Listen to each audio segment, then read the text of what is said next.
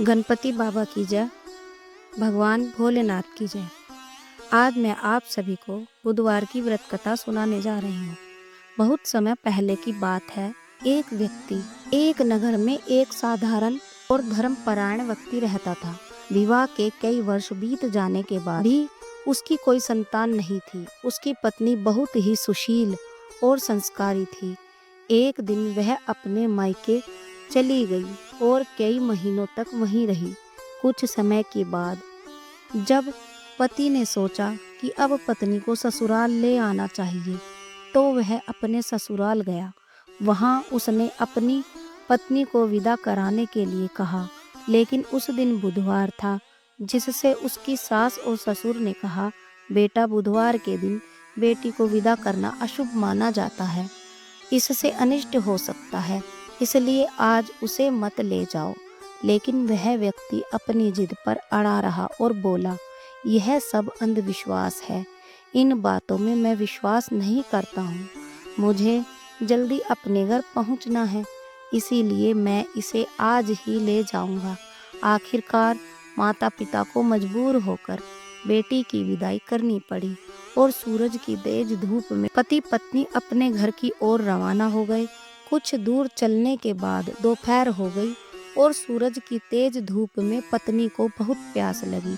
उसने अपने पति से पानी लाने को कहा।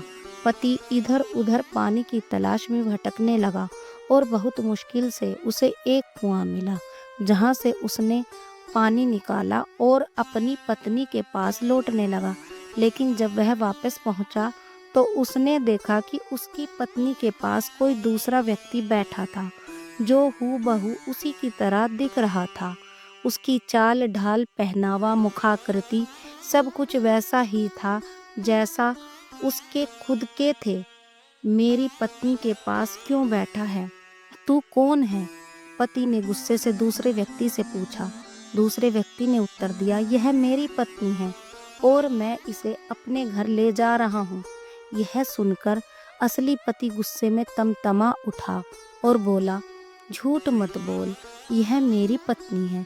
तू कौन होता है इसे मेरी पत्नी कहने वाला? इस बात पर दोनों व्यक्ति आपस में झगड़ने लगे। मारपीट इतनी बढ़ गई कि वहां कुछ सिपाही आ गए। सिपाहियों ने दोनों व्यक्तियों से पूछा कि असली पति कौन है, लेकिन दोनों ही अपने अपने दावे पर अड़े रहे। जब सिपाहियों ने पत्नी से पूछा, तुम्हारा असली पति कौन है, तो वह घबरा गई। उसने ध्यान से दोनों को देखा, लेकिन दोनों ही एक जैसे लग रहे थे। वह पहचान ही नहीं पा रही थी कि उसका असली पति कौन है। पति परेशान हो गया और मन ही मन प्रार्थना करने लगा, हे भगवान, यह कैसी विपत्ति है? मेरी पत्नी तक मुझे पहचान नहीं पा रही है, यह सब क्या हो रहा है? तभी अचानक आकाशवाणी हुई, हे मूर्ख, तूने बुधवार के दिन अपनी पत्नी को विदा कराकर बड़ा अनर्थ किया है। यही कारण है कि तू इस मुसीबत में फंस गया है। यह सुनकर पति को अपनी गलती का एहसास हुआ। उसने तुरंत भगवान बुद्ध से क्षमा मांगी और प्रार्थना करने लगा, हे बुद्धदेव, मैं अपनी गलती स्वीकार करता हूँ, कृपया मुझे क्षमा कर दे और मेरी पत्नी को मुझसे मिलवा दे। जैसे ही उसने सच्चे हृदय से प्रार्थना की, दूसरा व्यक्ति अचानक अंतर्ध्यान हो गया। अब वहाँ सिर्फ असली पति पत्नी ही बचे थे।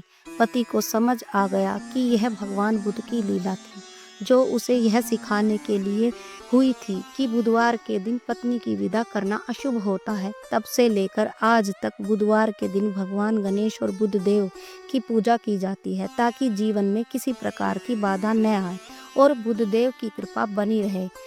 इसी कारण लोग बुधवार के दिन अपनी बेटी की विदाई नहीं करते और भगवान गणेश की पूजा करते हैं, ताकि उनके जीवन में किसी प्रकार की बाधा ना आए। भगवान सभी के दाम्पत्य जीवन को खुशमय और सुखमय बनाए, यही हम प्रार्थना करते हैं और हमारे सभी के जीवन में खुशियां बरसाएं। हे गणपति बाबा, तुम्हारी सदा ही जय हो। इस कथा को सुनकर आप सबको कैसा लगा, आप कमेंट में बता सकते हैं और लाइक भी कर सकते हैं और हमारे इस चैनल को सब्सक्राइब कर सकते हैं। धन्यवाद।